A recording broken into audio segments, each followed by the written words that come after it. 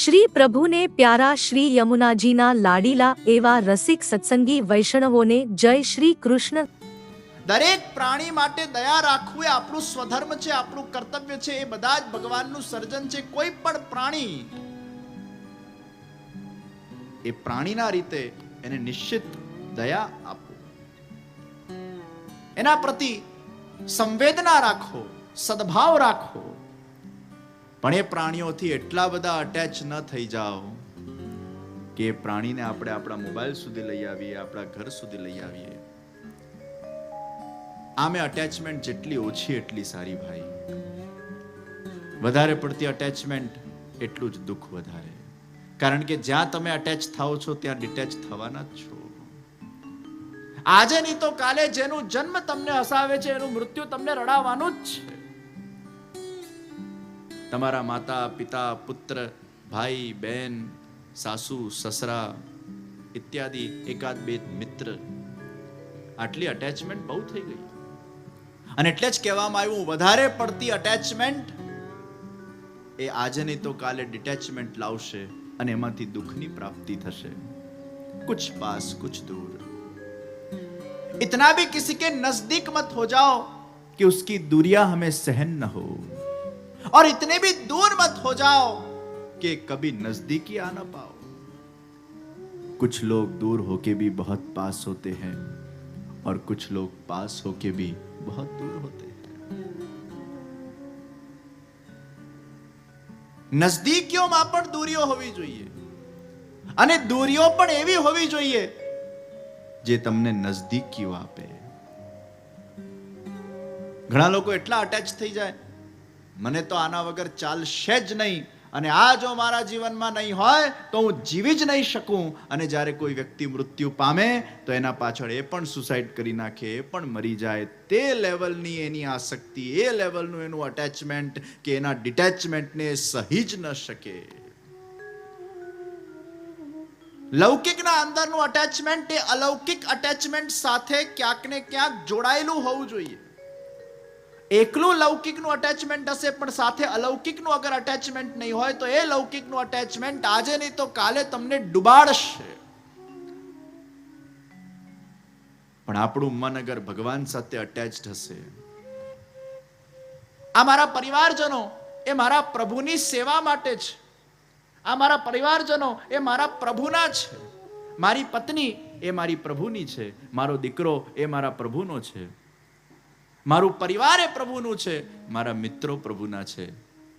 દરેક સંબંધને જ્યારે પરમાત્માથી અટેચ કરીને જ્યારે આપણે એનું દર્શન કરીશું તો એ લૌકિક સંબંધમાં જ્યારે ડિટેચમેન્ટ આવશે તો મનમાં નિશ્ચિત રૂપે કષ્ટ થશે, દુઃખ થશે, અશાંતિ થશે. પણ કારણ કે ભગવાન સાથેનું અટેચમેન્ટ ઓલરેડી છે, એ ડિટેચમેન્ટને ભગવાનના અટેચમેન્ટથી એ સ્વીકારી શકશે. શાશ્વત સાથેનું અટેચમેન્ટ હશે. નાશવંતમાં કેટલા પણ ડિટેચમેન્ટ આવશે, એને સ્વીકાર કરવાની એ શક્તિ ઊભી થશે. વરસાદ પડતો હોય ને તમે રેનકોટ પહેરો, એ વરસાદનું પાણી તમને સ્પર્શી શકતું નથી કારણ કે તમે રેનકોટ પહેરેલું છે. એ રેનકોટ એટલે એ ભક્તિનું કોટિંગ છે. જેના જીવનના અંદર ભગવાનના અટેચમેન્ટ સ્વરૂપ ભક્તિનું કોટિંગ છે, એ સંસારના વરસાદના વચ્ચે સંસારમાં રહીને સંસારના કર્તવ્યોનું પાલન કરતા કરતા, એ ભગવાનની ભક્તિ કરતા કરતા, એ ભગવાનના ભક્તિરૂપી રેનકોટને પહેરીને એ સંસારમાં એ વરસાદને પણ માણી શકે છે. છતાંય એ સંસારમાં અટેચ ન થઈને, એમાંથી ડિટેચ થઈને, ભગવાનથી અટેચ બનીને એ પોતાના જીવનનું ઉદ્ધાર અને કલ્યાણ કરી શકે છે. આ જ ભક્તિની એક બ્યુટી છે. સંસારના વ્યવહારોનું પાલન કરતા કરતા ભગવાનની ભક્તિના માધ્યમથી, એ રેનકોટના માધ્યમથી વરસાદમાં રહીને પણ એ ભીંજાતો નથી. અને એકવાર ભગવાનમાં મન લાગી જશે ને પછી લૌકિક વ્યવહાર એ કેવલ માત્ર એક ઔપચારિકતા થઈ જશે, એક ફોર્માલિટી થઈ જશે. કારણ કે એનો આત્મા એનલાઇટન થઈ ગયું છે. પછી એને લૌકિક વિષયમાં ઠીક છે, જવું પડે જાય, કોઈકના સુખ માટે જશે. શરૂઆતના અંદર રાઈડોમાં જવામાં લોકોને બહુ મજા આવે. અહીંયા ઇમેજિકામાં ગયા હશે, એસએલ વર્લ્ડમાં ગયા હશે, એક બે વાર તમે જઈ આવો અને પછી બહુ તમને એટલો બધો જવાનો ઉત્સાહ ના રહે. ઠીક છે, એક બે વાર તમે રાઈડોમાં જઈ આવ્યા, જોઈ લીધું, પછી કોઈ મિત્ર આવ્યા હોય, મિત્ર સાથે તમે ગયા, તો તમારો ઉદ્દેશ પોતે માણવાનો નથી. મિત્ર આવ્યા, એને લઈને ગયા, છોકરાઓ માટે ગયા, બાળકોના એન્જોયમેન્ટ માટે ગયા. એમાં તમે બહુ એન્જોય કરતા ના હો, પણ બાળકો એન્જોય કરે એ જોઈને તમે એન્જોય કરતા હો. એ બાળકો માટે રાઇડ્સમાં ગયા, તમારી રુચિ એમાં ક્ષીણ થઈ ગઈ. જેમ જેમ તમારા જીવનમાં તમારું મન અલૌકિક વિષયોમાં લાગતું જશે, ઈશ્વરના વિષયોમાં લાગતું જશે, અને જેમ જેમ તમને જ્ઞાન થતું જશે, તમારી દૃષ્ટિ બહોળી થતી જશે, અને જેમ જેમ તમારી દૃષ્ટિ બહોળી થતી જશે, જીવનના અંદર મોટી વસ્તુ નાની બનતી જશે, અને અજ્ઞાન વધશે તો નાની વસ્તુ મોટી બનતી જશે. જ્ઞાન વધે એટલે મોટા ઇન્સિડન્ટ્સ નાના બની જાય. It becomes a peanut for you.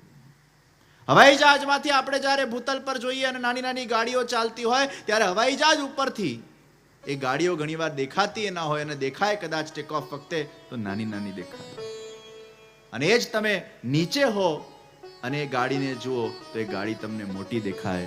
એમ ભક્તિમાં જ્યારે વ્યક્તિ ઉન્નત બને છે અને જેમ જેમ એના જીવનમાં એક જ્ઞાન પ્રાપ્ત થતું જાય છે, એની દૃષ્ટિ મોટી બનતી જાય છે, મોટા ઇન્સિડન્ટ એના માટે પીનટ જેવા થઈ જાય છે. તરત એને સ્વીકારી લે છે, તરત એને એક્સેપ્ટ કરી લે છે, એને પોઝિટિવ દ્રષ્ટિકોણથી જોઈ લે છે. પણ અજ્ઞાન વધશે, નાના ઇન્સિડન્ટ મોટા થઈ જશે.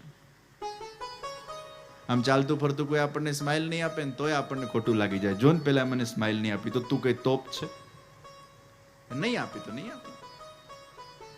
પણ આપણે એવું એક્સપેક્ટ કરવાની જરૂર શું છે કે પેલો મને સ્માઇલ આપે તો જ મને સુખ મળે? એ સ્માઇલ આપે કે ના આપે, સુખી થવું એ મારો નેચર છે. સ્માઇલ આપવી જ જોઈએ. આ જ અશાંતિનું કારણ છે, આ જ અજ્ઞાનતા છે. તો અજ્ઞાનતા વધશે, નાની વસ્તુ મોટી થશે. જ્ઞાન વધશે, મોટી વસ્તુ. નાની નાની વસ્તુના બહુ ઇશ્યુ નહીં બનાવવા, નાની નાની વસ્તુને ધ્યાન આપવું, નાની નાની ભૂલો પર ધ્યાન આપવું. ઘણા લોકો એટલું લાંબુ લાંબુ ચલાવે, ઝઘડો એટલો લાંબો લાંબો ચલાવે, પતિ પત્નીને એકબીજાથી ખોટું લાગે એટલે પછી જમવાનું બંધ. એક દાડો ના જમે, બે દાડા ના જમે, 3 દાડા ના જમે, 4 દાડા ના જમે, પણ 5મા દાડા જમવું પડે છે. તો હું લેવા 4 દાડા બગાડ્યા? એના કારણે 24 કલાકમાં જ જો એ ઝઘડો પૂરો કરી નાખ્યો હોત, જે સોરી બોલીને કે એક્સેપ્ટ કરીને કે ફરગીવ કરીને કે વોટેવર, જે 5 દાડા પછી આપણે નોર્મલ થવાનું છે એ આપણે 1 દાડામાં કેમ ન થઈ જઈએ? પછી એને લાંબુ સ્ટ્રેચ કરવું, લાંબુ ખેંચવું. હવે એ લાંબા ખેંચવામાં સેટિસ્ફેક્શન કોને મળે છે? તમને નથી મળતું, તમારા ઈગોને મળે છે. તમારા ઈગોને થયું, જોયું 5 દાડા હું જમીની, પણ એમાં તને શું મળ્યું? નહીં જમીન. નહીં જમીને પ્રાપ્તિ શું થઈ? કશું ના થઈ. આપણા ઈગોને સેટિસ્ફેક્શન મળ્યું. ઊંચું મૂકો ભાઈ. એક ભાઈ મારી આ વાત પરથી એને એક્સપેરિમેન્ટ કરવાનું ચાલુ કર્યું કે જ્યારે જ્યારે એના પત્ની સાથે ઝઘડા થાય એટલે એને વિચાર કર્યો કે આપણે સોરી બોલવામાં શું જાય છે. એટલે પછી જ્યારે જ્યારે ઝઘડો થાય ત્યારે સોરી બોલે, સોરી બોલે, સોરી બોલે, સોરી બોલે, સોરી બોલે. 10 વાર સોરી બોલ્યા. પછી મારા પાસે આવીને મને કે, જે હું 10 વાર સોરી બોલ્યો, પેલી 1 વાર સોરી બોલવાની પહેલ કરતી જ નથી. દર વખતે મારે જ કરવાનું. તો મેં કીધું તું સોરી ગણ કેમ કરે છે? આ ગણતરી કરી એટલે પાછી એક્સપેક્ટેશન આવી, અને એક્સપેક્ટેશન આવી એટલે પાછા બંધાયા, અને બંધાયા એટલે પાછી અશાંતિ. Whenever you are making a conflict with your life, the bandhan creates, and whenever the bandhan creates, it is going to give you pain. બહુ બહુ ઊંડો આપણે વિચાર કરીશું તો આપણા જ પોતાના મનની જે આગ્રહ વૃત્તિ છે એ આપણને અશાંતિ આપે છે. મેં જે વિચારેલું છે એ થવું જ જોઈએ, આ જકાર એ જ અશાંતિનું સૌથી મોટું કારણ. બહુ ઊંડો વિચાર કરશો તો આપણને અશાંતિ ક્યાંથી મળે છે? We all want to be happy in our life, but the main source of અશાંતિ, unhappiness is coming from our own આગ્રહ વૃત્તિ. મેં જે વિચારેલું છે એ થવું જ જોઈએ, અને અગર એ નહીં થાય તો આઈ વિલ બી અનહેપી. તો અનહેપીનેસના પ્રિન્સિપલને પહેલાથી જ આપણે આપણા મનમાં એ પ્રોગ્રામને સ્ટોર કરીને રાખેલું છે. એટલે એ ઇન્સિડન્ટ આપણા સામે પ્રગટ થાય છે અને અનહેપીનેસ આપણા અંદરથી પોપઅપ થાય છે. અનહેપીનેસ બહારથી નથી આવતી, આપણા અંદર જ સમાયેલી છે. તો ક્વેશ્ચન થાય, આગ્રહવૃત્તિ રાખવી કે નહીં રાખવી? અગર આગ્રહવૃત્તિ ન રાખીએ તો ડિસિપ્લિન જ ન રહે. ડિસિપ્લિન કેવી રીતે રાખવું? સ્કૂલમાં આગ્રહ વૃત્તિ રાખવામાં આવી કે બધા સ્ટુડન્ટ્સે સવારે 7 વાગે આવી જવું. આગ્રહ વૃત્તિ છે તો ડિસિપ્લિન આવ્યું, તો બધા 7 વાગે આવશે. હવે આગ્રહ વૃત્તિ રાખો જ નહીં તો ડિસિપ્લિન કેવી રીતે આવશે?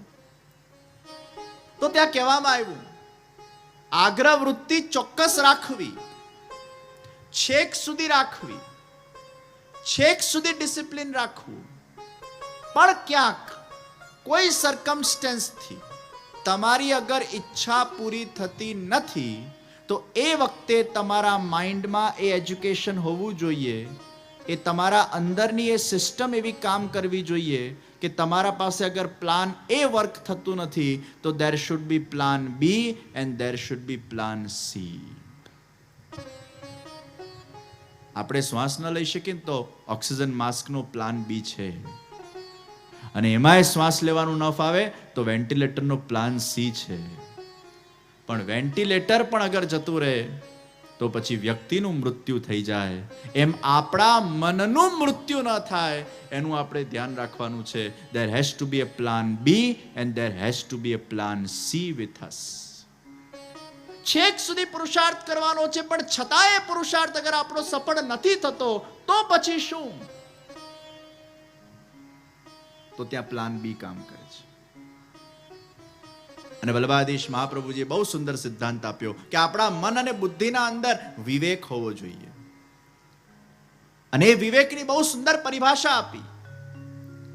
વિવેકસ્તુ હરિ સર્વમ નિજેચ્છાતઃ કરિષ્યતિ.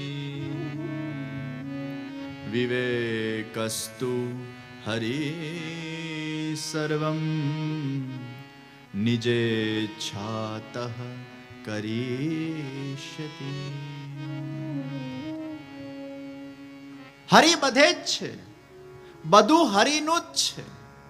હરિ બધે છે, બધું હરિનું જ છે, અને એ એની ઈચ્છાથી બધું કરશે. આ વિશ્વાસ, આ સ્વીકાર કરવામાં બહુ કામ લાગે છે.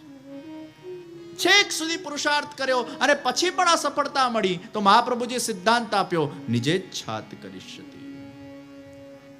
પછી જેવી હરિની ઈચ્છા. પુરુષાર્થ છેક સુધી છે.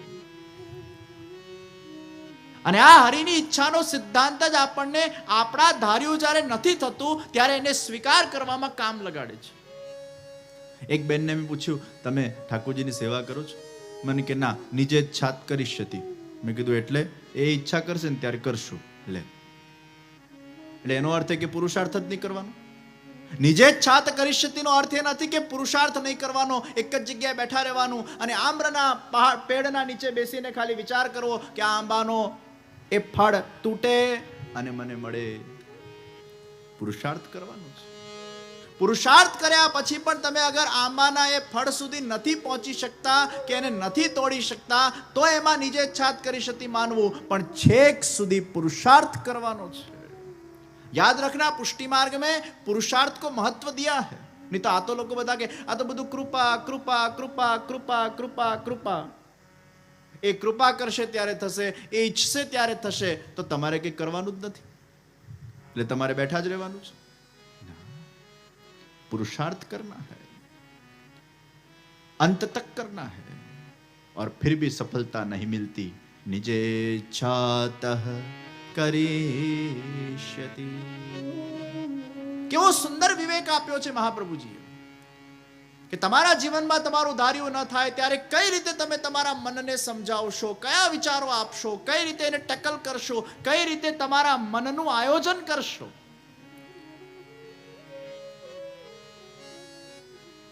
કેવી સમજ શક્તિ ઊભી કરશો.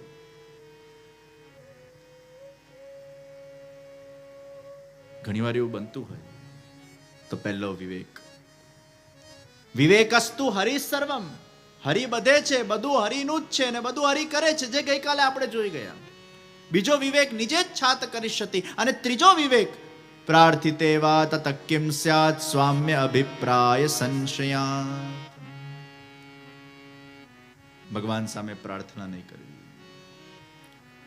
આ માંગણીનો જે માર્ગ છે ને એ બહુ નકામો માર્ગ છે. માંગણીના માર્ગના અંદર તમને અસંતુષ્ટિ જ મળશે, ક્યારે સંતુષ્ટિ નહીં મળે. છોકરો નાનો હતો, ભગવાન પાસે માંગે, ભગવાન મને સ્કૂલમાં પાસ કર, સ્કૂલમાં પાસ થયો. મોટો થયો, ભગવાન મને કોલેજમાં પાસ કર, કોલેજમાં પાસ થયો. હજી મોટો થયો, ભગવાન હવે મને લગ્ન કરાવી આપે, લગ્ન થઈ ગયા. હજી મોટો થયો, ભગવાન હવે સંતાન, તો એને સંતાન મળી. હજી મોટો થયો, આ છોકરાઓ સારું ભણીને પરવારે, એ લોકો છોકરાઓ સારી ભણીને પરવારે. હવે ભગવાન આના લગ્ન, પ્લીઝ લગ્ન. હવે ભગવાન આના વ્યાજ. હવે ભગવાન મારી હેલ્થ થોડી સારી રહે, હેલ્થ સારી રહે. હવે ભગવાન કે બોલ શું જોઈએ તને? બસ ભગવાન આ રીતે છે ને તંદુરસ્તીમાં જ મને ઉપાડી લે. મારે રીબાવું નથી, મને બેડ રેસ્ટ જોઈતો નથી, મારે આમ પેલું નળીઓથી પેટમાં ભોજન કરવું પડે, આ બધી વ્યવસ્થાઓ જોઈતી નથી. હવે આ તંદુરસ્તીમાં જ તું મને ઉપાડી લે. પાછું બંધન આવ્યું. જ્યાં તમે બંધન નાખ્યું કે મને ભગવાન આવું જોઈએ છે, મારી આવી ઈચ્છા છે, ત્યાં જ તમે અશાંતિને નોતરો છો. એના કરતા તમારા જાતને એવું કહો, ભગવાન મને જે સ્થિતિમાં રાખે, ભગવાન મને જે આપે, ભગવાન મને જેવી રીતે રાખે, અરે કદાચ મારે રીબાવાનું પણ હશે તો એ રીબાવાનું પણ મને મંજૂર છે, અને તંદુરસ્તીમાં વિદાય લેવાની હશે તો એ તંદુરસ્તીની વિદાય પણ મને મંજૂર છે. હરિ કરે સો ખરીનો સિદ્ધાંત જેના જીવનમાં છે એ બંને પરિસ્થિતિઓનું સ્વાગત કરી શકે છે. પણ જ્યાં તમે એવું મનમાં નક્કી કર્યું કે આ મને નથી જોઈતું અને આ જોઈએ છે, એટલે બંધાયા. અને આ બંધન જ અશાંતિનું સૌથી મોટું કારણ છે.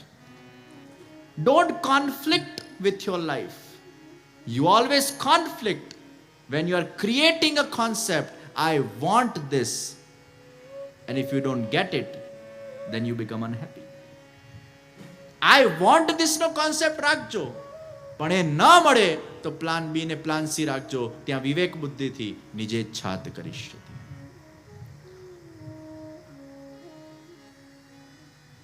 આજે ઘણા લોકો ડિપ્રેસ થઈ જાય છે, ડિપ્રેશનમાં ખોટું પગલું ભરી દે છે.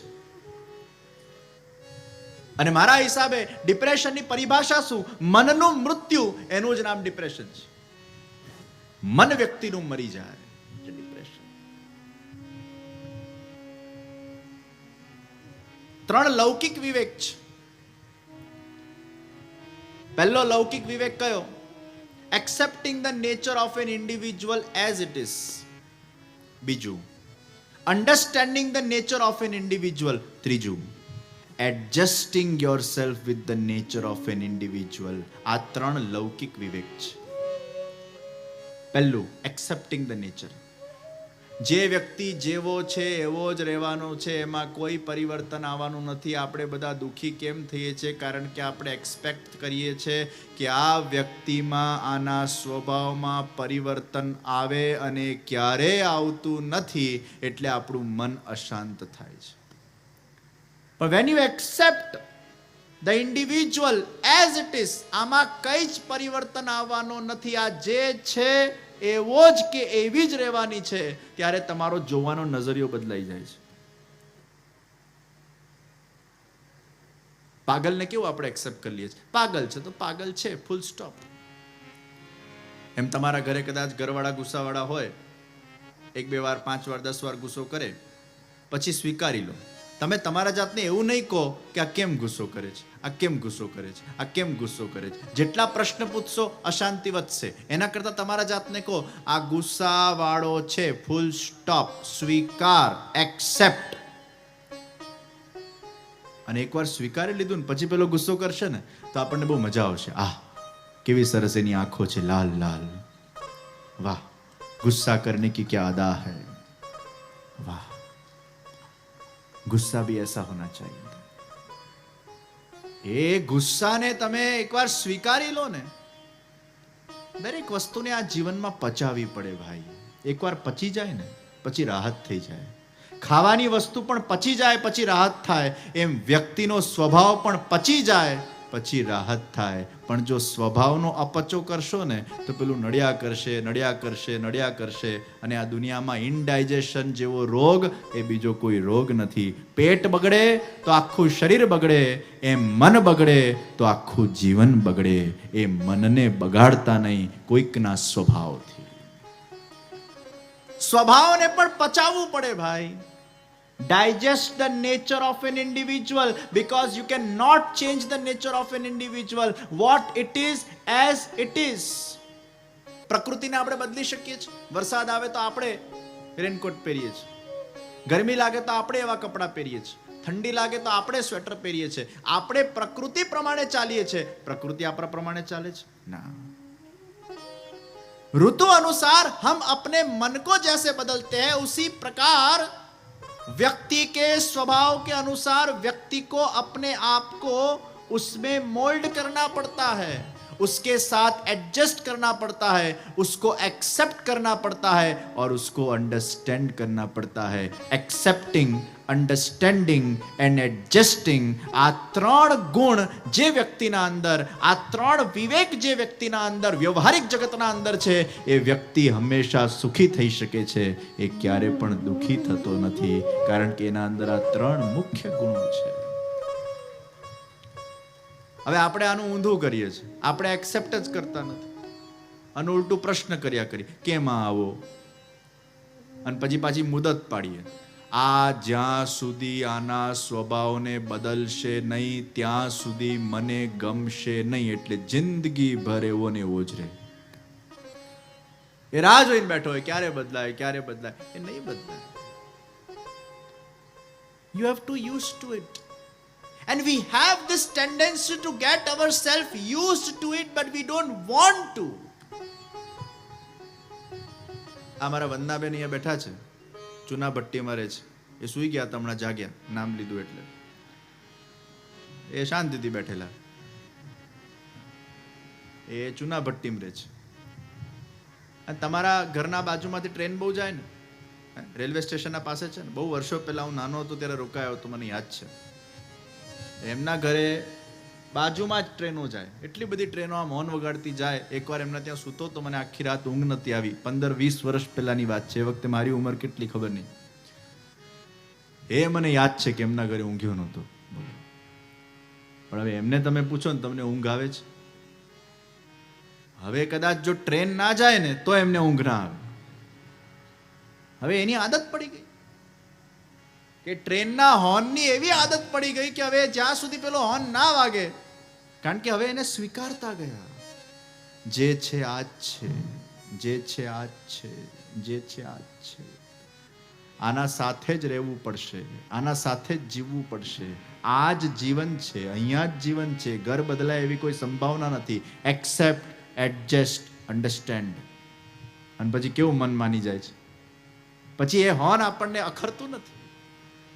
જ્યાં 3 સૂત્ર તમારા જીવનમાં તમે ઇમ્પ્લિમેન્ટ કરી નાખ્યા, પછી જીવનના અંદર કેટલાય શોર ગશોલ તમારા આજુબાજુ ચાલ્યા કરે, કેટલાય કાંટાઓ આજુબાજુ હોય, પણ તમે હંમેશા ફૂલ બનીને એમાંથી સુગંધને પસરાવ્યા કરતા હો છો. એ કાંટાઓ તમને અફેક્ટ નથી કરતા, કારણ કે તમે ફૂલ બની ગયા છો અને કાંટાઓના આદિ બની ગયા છો. મને એક જણાએ પૂછ્યું, how to have a problem free life. સમસ્યા વગરનું જીવન કઈ રીતે પ્રાપ્ત થાય? એટલે મેં એને જવાબ આપ્યો, to expect a problem free life is the biggest problem of the life. To To expect a problem-free life is the biggest problem of the life. क्या जीवन समस्या के बिना हो सकता है? नहीं. क्या जीवन प्रॉब्लम्स के बिना हो सकता है? नहीं. एक समुद्र कभी भी ऐसा एक्सपेक्ट नहीं कर सकता कि मुझे एक लहरों के बिना का जीवन मिले. अरे समुद्र, अगर समुद्र है तो लहरें आएंगी ही. एक फूल कभी भी ऐसा एक्सपेक्ट नहीं कर सकता कि मुझे कांटे बिना का जीवन मिले. अगर तू फूल बना है तो कांटे तुझे मिलने ही वाले हैं. पतझड़ का भी कभी सामना करना पड़ता है. એ વાવાઝોડાનો એ સામનો કરવો પડે. એકવાર એક પેલા ઘાસના ફૂલને થયું, એ ઈંટોના વચ્ચે આમ દબાયેલું હતું, તો ઘાસના ફૂલને થયું કે કાશ હું ગુલાબનું ફૂલ બનતે, કાશ મેં ગુલાબ કા ફૂલ બનતા. એટલે ઘાસના બીજા ફૂલો જે આજુબાજુ બેઠેલા ને એને કીધું કે આ ગુલાબના ફૂલ બનવામાં કઈ સાર નથી, ભલે પદવી મોટી છે પણ હેરાનગતિ બહુ છે, એમાં સ્ટ્રગલ બહુ છે, સંઘર્ષ બહુ છે. એના કરતાં આપણે સુરક્ષિત છીએ. વરસાદ આવે તોય સુરક્ષિત, વાવાઝોડું આવે તોય સુરક્ષિત, આપણને કંઈ અડે નહીં. આપણા ઈંટોના વચ્ચે એવા દબાયેલા છીએ કે બહુ વાંધો નથી આવતો, આપણે પ્રોટેક્ટેડ છે. वो घास के फूल को लगा, अरे ये तो कोई जीवन है. ઘણીવાર પ્રોબ્લેમ્સ ના હોય ને તો એ જીવનમાં મજા ના આવે, અને ઘણીવાર બહુ પ્રોબ્લેમ્સ આવી જાય તો એ જીવનમાં મજા ના આવે. ઘણીવાર આપણને ખબર નથી પડતી આપણને જોઈએ છે શું. બહુ ઠંડી પડે તો બહુ ઠંડી, બહુ ઠંડી, બહુ ગરમી પડે તો બહુ ગરમી, બહુ ગરમી, બહુ વરસાદ પડે તો બહુ વરસાદ, બહુ વરસાદ. તને જોઈએ જ શું? બહુ તડકો, બહુ તડકો. ઘાસના ફૂલે ભગવાનને પ્રાર્થના કરી, ભગવાન તું મને ગુલાબનું ફૂલ બનાવી દે. ભગવાને વરદાન આપ્યું, ઘાસના ફૂલ ગુલાબનું ફૂલ બની ગયો. અને જ્યાં એ ગુલાબનું ફૂલ બન્યો, કાંટાઓના વચ્ચે રહેવા લાગ્યો. એવા વાવાઝોડા આવ્યા, એવા વરસાદો પડ્યા, એ ગુલાબનું ફૂલ છિન્ન ભિન્ન થઈને એની પંખુડીઓ એ વિખરાવા લાગી અને જમીન પર પડવા લાગી. અને એ ગુલાબના ફૂલે જ્યારે જમીન પર પડીને પેલા ઘાસના ફૂલ સાથે જ્યારે મુલાકાત કરી, ત્યારે પેલા ઘાસના ફૂલે હસતા હસતા કીધું, મેં તને ના પાડી હતી ગુલાબ બનવામાં કંઈ જ સાર નથી, ખોટો તું ગુલાબ બન્યો, ખોટો તું હેરાન થયો. ત્યારે ગુલાબના ફૂલે કીધું, અરે ઘાસના ફૂલ, એકવાર તું આ એક્સપિરિયન્સ તો કરી જો, ગુલાબના ફૂલ બની તો જો, એનો આનંદ જ કઈ અલગ છે. અરે बिखरना तो सबको है, मरना तो सबको है, लेकिन मैं जी कर मरा हूं. समस्या बिना का जीवन क्या जीवन है? संघर्ष बिना का जीवन क्या जीवन है? एक बार गुलाब के फूल बनकर तो देखो, जी कर तो देखो, संघर्ष भी हमारे लिए सहज बन जाएंगे.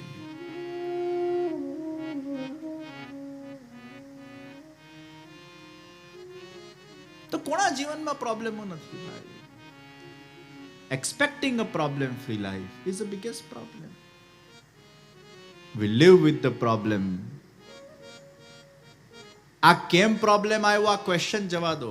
આ છે, મારે આના સાથે જીવવાનું છે. ચેલેન્જીસ એ જીવનનો નિયમ છે. સમુદ્ર હશે ત્યાં લહેરો આવશે. જ્યાં એક્સપેક્ટેશન આવી ત્યાં બંધાયા. તો આગ્રહ વૃત્તિ રાખવી, પણ અગર એ ઈચ્છા પૂરી ન થાય તો નિજે ઈચ્છાત કરીષ્યતિ. એક્સેપ્ટિંગ, એડજસ્ટિંગ એન્ડ અન્ડરસ્ટેન્ડિંગ, આ સૂત્રોને જીવનના અંદર ક્યાંક ને ક્યાંક ઇમ્પ્લિમેન્ટ કરાવીને પોતાના દ્રષ્ટિકોણને બદલવાની જરૂર છે. ઘણીવાર નાના માણસોને એવું લાગે આ મોટા માણસો કેટલા સુખી. ઘાસના ફૂલને થયું, ગુલાબનો ફૂલ કેટલો સુખી. પણ ગુલાબ બને ત્યારે ખબર પડે કે એને કેટલું દુઃખ છે ભાઈ. ગરીબોને એવું લાગે અમીરો કેટલા સુખી. ના, ગરીબોના જીવનમાં એના પ્રોબ્લેમ્સ તો અમીરોના જીવનમાં એનાથી મોટા પ્રોબ્લેમ્સ હોય. પૈસાવાળા થાઓ, ફેક્ટરીઓ ખોલો, મોટા મોટા આયોજનો કરો, જેટલા તમે મોટા થતા જાઓ એટલા તમે હાઈટ પર જતા જાઓ, અને જેટલા હાઈટ પર જતા જાઓ ને એટલા હવાના ઝોકાઓ વધારે તમારે સહેવા પડે, એ હવાના વાવાઝોડાને વધારે સહેવા પડે. નીચે હતા તો હજી કદાચ સુખી હતા, પણ હજી તમે ઊંચા થતા જાઓ તો એ વાવાઝોડાઓને સહન કરવું પડે. તમારે ઘણા ચેલેન્જીસને સહન કરવા પડે, ઘણા સ્ટ્રગલ્સને સહન કરવા પડે, અને ત્યારે જઈને તમે ઊંચાઈ પર પહોંચતા હો છો. પણ જેને પહોંચવું છે ઊંચાઈ પર, એ આ બધું સહન કરતો કરતો એ શિખર પર પહોંચી જાય છે, અડિગતાથી પહોંચી જાય છે, ગભરાતો નથી. જીવનને ક્યારે પણ એ પ્રોબ્લેમ તરીકે નથી લેતો, જીવનને એક ચેલેન્જ તરીકે લે છે. And when you take life as a challenge, that challenge becomes a game for you. And when you play a game, even though you lose or win, still you get fun out of it, because you're taking the life as a challenge, not the life as a problem. If you take life as a problem, the problem becomes the nuisance for you, and that nuisance gives you unhappiness.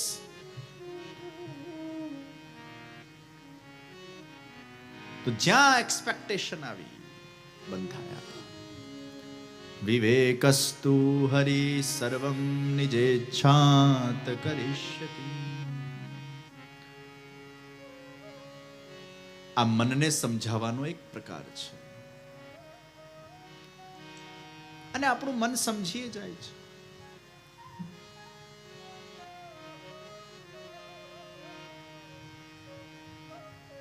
તો ભગવાન સાથેનું attachment એ લૌકિકના ડિટેચમેન્ટને સહન કરવાની શક્તિ આપે છે.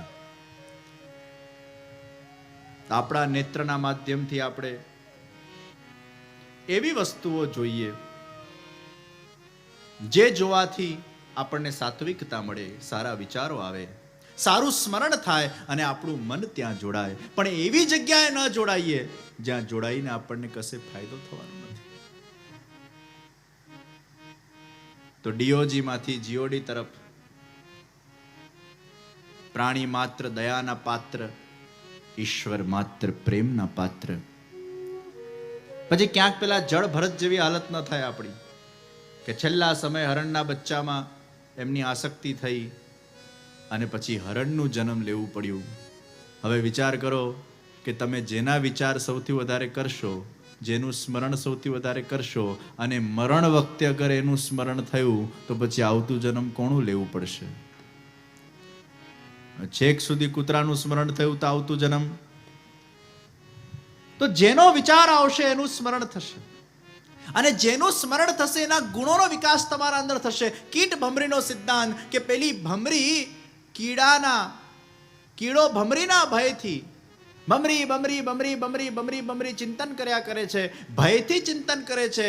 ચિંતન એટલો પ્રગાઢ બન્યો કે કીડો પોતે ભમરી બની ગયો અને ત્યાંથી ઉડી ગયો. આ સાયન્ટિફિકલી પણ પ્રૂવન ફેક્ટ છે, અને રિલિજિયસલી પણ પ્રૂવન ફેક્ટ છે, કે તમે જેનો સૌથી વધારે વિચાર કરો છો, જેનું સૌથી વધારે સ્મરણ કરો છો, એના ગુણોનો વિકાસ તમારા અંદર થવા લાગે છે. તમે એના જેવા બનતા જાઓ છો, તમારા અંદર એના તત્વોનો વિકાસ થવા લાગે છે. તો તમે ઈશ્વરનું જેટલું વધારે સ્મરણ કરશો એટલા ઈશ્વરના ગુણોનો વિકાસ તમારામાં થયા કરશે. તો પતંગિયું એ રૂપના આકર્ષણથી એ અગ્નિના અંદર પોતાના જાતની આહુતિ આપી દે છે. એટલે જ કહેવામાં આવ્યું કે આંખ દ્વારા બહિર્મુખતા નહીં પણ અંતર્મુખતા પણ આવવી જોઈએ, પ્રભુનું દર્શન પણ થવું જોઈએ. શ્રવણેન્દ્રિયમાં પણ સંયમ રાખવાની જરૂર છે. હિરણ શિકારીઓ સરસ સંગીત વગાડે અને હિરણીઓને આકર્ષિત કરે, અને સંગીતની ધૂન સાંભળતા સાંભળતા સાંભળતા એવા તલ્લીન બની જાય કે શિકારી એનો શિકાર કરી નાખે. તો શ્રવણ ઇન્દ્રિયમાં પણ સંયમ રાખવાની જરૂર છે. હિરણ એ શ્રવણ ઇન્દ્રિયમાં સંયમ નથી રાખતો એટલે પોતાનું જીવન ગુમાવી બેસે છે. સ્પર્શ ઇન્દ્રિય, હાથી હથણીના આજુબાજુ ખાડા ખોદવામાં આવે અને ઘાસ પાથરવામાં આવે,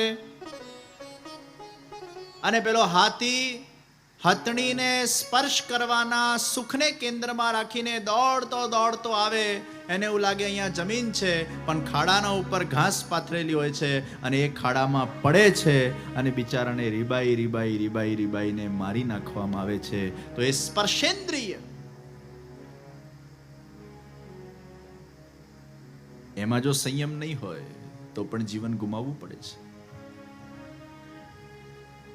ઘ્રાણેન્દ્રિય, ભમરો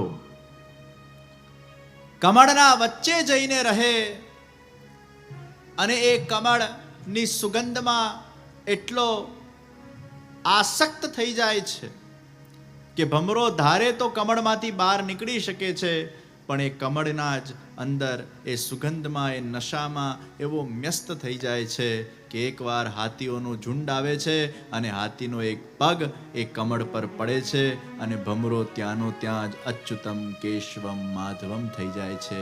એ ગ્રહણ ઇન્દ્રિય પર સંયમ રાખી શકતો નથી. સ્વાદ, જીહ્વા, માછલી, એને સ્વાદ પર કંટ્રોલ નથી, એટલે જ પેલું લોટ બાંધીને જ્યારે પાણીમાં નાખવામાં આવે છે અને સ્વાદથી લલચાઈને, જીહ્વાથી લલચાઈને ખાવા જાય છે અને એનો શિકાર થઈ જાય છે. વાણી પર પણ સંયમ જરૂરી છે.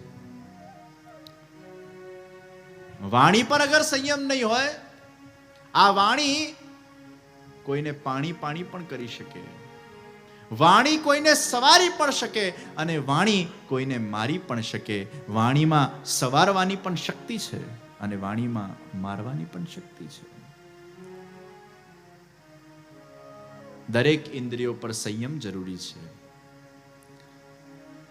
અને આ ઇન્દ્રિયો પર સંયમ ક્યારે આવે? જ્યારે વ્યક્તિના મન પર સંયમ આવે. જ્યારે વ્યક્તિનું મન કંટ્રોલમાં આવે ત્યારે જ એની ઇન્દ્રિયો કંટ્રોલમાં આવતી હોય છે. તો પ્રશ્ન થાય, આ મનને કંટ્રોલમાં કેવી રીતે લાવવું? આ મનને અંતર્મુખ કઈ રીતે કરવું? આ મનને લૌકિકમાંથી અલૌકિક કઈ રીતે બનાવવું? તો જેમ શરીર માટે કહેવામાં આવે કે શરીરને સ્વસ્થ રાખવું હોય તો રોજ વોકિંગ કરવું જોઈએ, જીમમાં જવું જોઈએ, પ્રોપર આહાર લેવું જોઈએ, વ્યવસ્થિત રીતે સમય સમય પર ચેકઅપ કરાવવું જોઈએ, ગરમ પાણી પીવું જોઈએ, ઠંડી વસ્તુઓથી દૂર રહેવું જોઈએ. આવા વિશેષ વસ્તુઓ શરીર માટે સહાયક હોય છે. આહાર વ્યવસ્થિત હોવું જોઈએ, કસરત બરાબર થવી જોઈએ, એ શરીર માટે સારું છે. તો પ્રશ્ન થાય, આપણા મન માટે શું સારું છે? તો આપણા ત્યાં કહેવામાં આવ્યું, મન માટે રોજ પંચામૃતનું સેવન થવું જોઈએ. અને આ પંચામૃત એટલે પીવાનું પંચામૃત નહીં. આ પંચામૃતના મુખ્ય 5 વિષય જે આપણા મન માટે સારા છે, એમાં સૌથી પહેલું ભગવાનનું સત્સંગ, ભગવાનનું સ્મરણ, ભગવાનની સેવા, તીર્થયાત્રાઓનું ગમન અને ભગવાનના કીર્તન. આ પંચામૃત છે. જે નિત્ય ભગવાનની સેવા કરે છે, નિત્ય ભગવાનના કીર્તન સાંભળે છે, જે નિત્ય ભગવાનની કથાનું શ્રવણ કરે છે, તીર્થયાત્રાઓ કરે છે, સ્મરણ કરે છે, આ પંચામૃત જેના જીવનના અંદર છે, એનું મન ધીરે ધીરે ધીરે કરતા કરતા અલૌકિક બનવા લાગે છે. તમારે આ પંચામૃતનું રોજ સેવન કરવાનું છે. તમારા વ્યસ્ત સ્કેડ્યુલમાંથી રોજ તમારે આ પંચામૃતના સેવન કરવા માટે સમય કાઢવો જોઈએ. જેટલું આપણે શરીરને સાચવીએ છીએ એટલું જ મનને સાચવવું જોઈએ. શરીર રૂપી ગાડીને આ મન ચલાવે છે. ગાડી વોશ પર આપણે ધ્યાન આપીએ છીએ, પણ મન વોશ પર ધ્યાન નથી આપતા. શરીર માટે અગર બ્યુટી પાર્લર છે તો મન માટે આ સત્સંગ પાર્લર છે. જે મનને પોષણ આપે, જે મનને વિચાર આપે, જે મનને ચિંતન આપે, જે મનને જ્ઞાન આપે, જે મનને દિશા આપે. અને આ દુનિયામાં તમે કેટલું પણ શરીરને સાચવશો પણ મનને નહીં સાચવો કારણ કે મન અગર અશાંત થયું તો શરીર અશાંત છે, મન પ્રસન્ન થયું તો શરીર પ્રસન્ન થયું. આપણે શરીર પર ધ્યાન આપીએ છીએ, મન પર નથી આપતા. વિદેશની એક બહુ મોટી અભિનેત્રી મર્લિન મનરો, એના પાસે રૂપ હતું, સમૃદ્ધિ હતી, સુખ હતું, સત્તા હતું, બધી વસ્તુ હતી, છતાં એને સુસાઇડ કર્યું. કેમ? શું નતું એના પાસે? પણ એને સુસાઇડ એટલે કર્યું કે એના પાસે બધી વસ્તુ હોવા છતાંય, સારું શરીર હોવા છતાંય એના મન ઉપર એનો અંકુશ નહોતો, એનું મન એના વશમાં નહોતો. અને જેનું મન જેના વશમાં નથી, એ મન જેમ તેમ આ ગાડીને ચલાવીને ક્યાંક એને એક્સિડન્ટ કરી નાખશે, એને ઠોકી નાખશે. અને દુઃખ કોણે થશે? જે ગાડીમાં બેઠેલો રથી છે, જે આત્મા છે, એને દુઃખ પહોંચશે. तो शरीर माध्यम खलु धर्म साधन. ये रथ भगवान ने दिया है, सारथी हमारा मन है और रथी ये आत्मा है. और ये मन को लौकिक में से अलौकिक बनाना है, ये मन को भी पोषण देना है. इसलिए 20 मिनट अगर हम शरीर के लिए निकाल सकते हैं तो नित्य 20 मिनट हमें हमारे मन और बुद्धि के पोषण के लिए भी निकालना चाहिए. 20 मिनट का नित्य सत्संग, नित्य सेवा, नित्य स्मरण, नित्य कीर्तन निश्चित होना चाहिए, जिससे हमारे मन को हम पुष्ट कर सके. तो आ पंचामृतનું સેવન, તો મનની આ વિશેષતા છે. એ ઘેર બેઠા બેઠા ગમે ત્યાં પહોંચી શકે, ગમે ત્યાં જઈ શકે. તો એક સાધન માનસી અને બીજી ફલરૂપા માનસી. સાધન માનસી એ કાલ્પનિક છે, ફલરૂપા માનસી જ્યારે ભગવાનમાં પ્રેમ થઈ જાય પછી ભગવાનનું જ સ્મરણ થાય. તો સપ્રયત્ન ચિત્ત વ્યાપારઃ ઇતિ ચિંતનમ, અપ્રયત્ન ચિત્ત વ્યાપારઃ